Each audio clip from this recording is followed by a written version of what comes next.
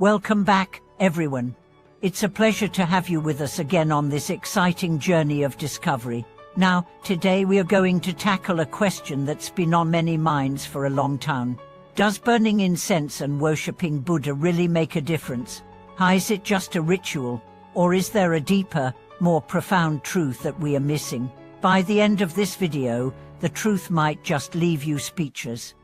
Let's start by addressing the popular belief. You see, in many cultures, the act of burning incense and making offerings to Buddha is a common practice, one that's thought to bring blessings, health, and protection. It's considered a simple, effective way to invoke good fortune and keep negative energies at bay. But is that all there is to it?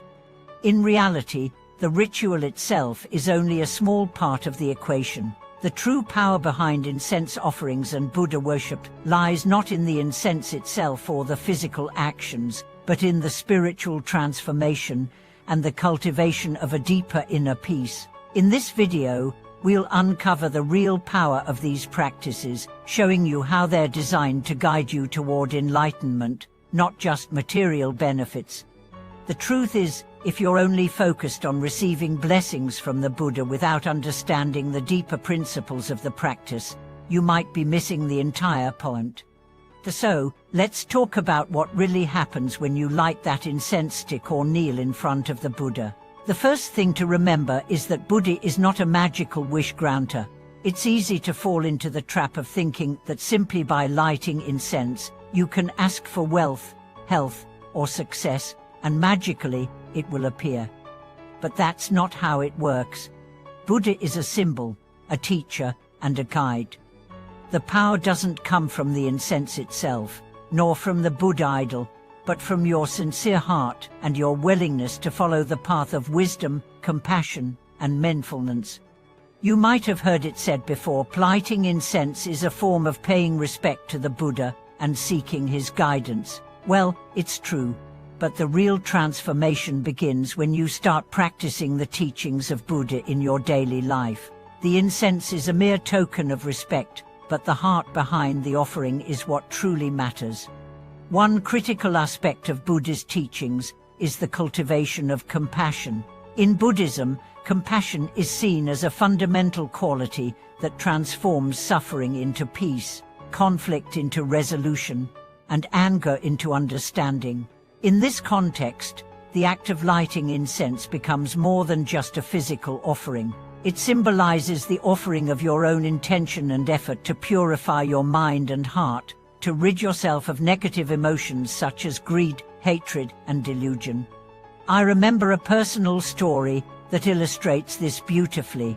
There was a woman I once spoke to, deeply immersed in the ritual of incense offerings. She believed, like many others, that these offerings were her way of calling on Buddha for blessings, but as we talked, she admitted something rather profound.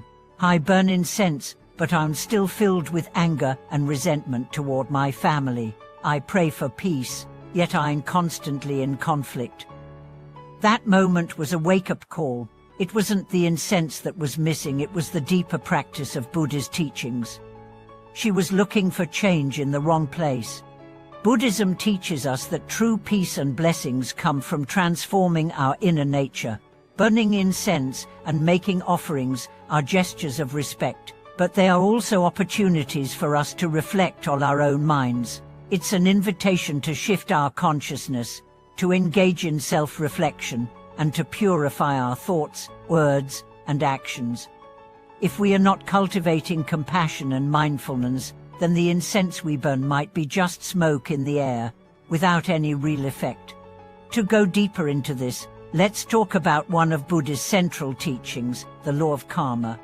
Karma is the principle that all actions, whether good or bad, have consequences. It's often misunderstood as some sort of moral punishment or reward system, but it's much more than that. Karma is a natural law, like gravity.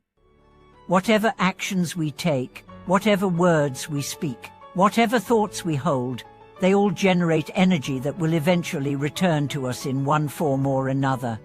Now, let's tie this back to our practice of burning incense.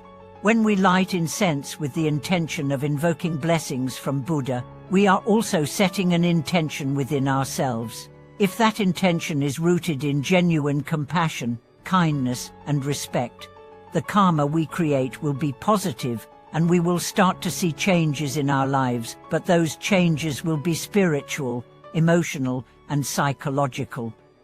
The incense becomes a reminder to cultivate these qualities within us, and through consistent practice, we can start to see our inner and outer worlds shift. But what happens when the incense is burned with wrong intentions? What if, instead of being sincere, we are simply going through the motions of ritual? What if, instead of focusing on the teachings of Buddha, we are fixated on the material benefits of wealth and success? In these cases, the energy we create might not be as effective. In fact, it could reinforce our attachment to superficial desires, leading to more suffering rather than peace. Buddhism teaches that suffering arises from attachment. The more we desire, the more we suffer. When we burn incense hoping for personal gain, we reinforce our attachment to these desires. But when we burn incense with a pure heart, wishing for peace, wisdom, and the well-being of all beings, we align ourselves with the deeper wisdom of the universe, and in turn, we cultivate inner peace. One of the core principles of Buddhism is surrendering the ego. This means letting go of our desires for control, success, and recognition, and instead embracing humility and acceptance. By doing so, we align ourselves with the natural flow of life, which is constantly changing and evolving. We begin to see life as it truly is, a series of interconnected moments, where everything is impermanent and nothing is truly ours to possess. Imagine if we approach every act of worship, whether it's burning incense or offering flowers, with this mindset. Rather than seeing it as a way to ask for something for ourselves, we would see it as a practice of giving our respect, giving our gratitude, giving our commitment to follow the path of wisdom and compassion. This shift in perspective is what transforms our practice from a mere ritual to a profound spiritual journey. Summary: the real power behind the practice. To conclude, burning incense and worshipping Buddha are powerful practices, but their true significance lies not in the rituals themselves, but in the transformation they inspire within us. It's not about the incense, the flowers, or the offerings, it's about the heart behind them. The real magic happens when we align our actions with the teachings of Buddha, cultivating mindfulness, compassion, and humility in our everyday lives. So, the next time you light that incense, pause for a moment. Ask yourself, am I truly practicing compassion? Am I striving for wisdom? Am I letting go of my attachments?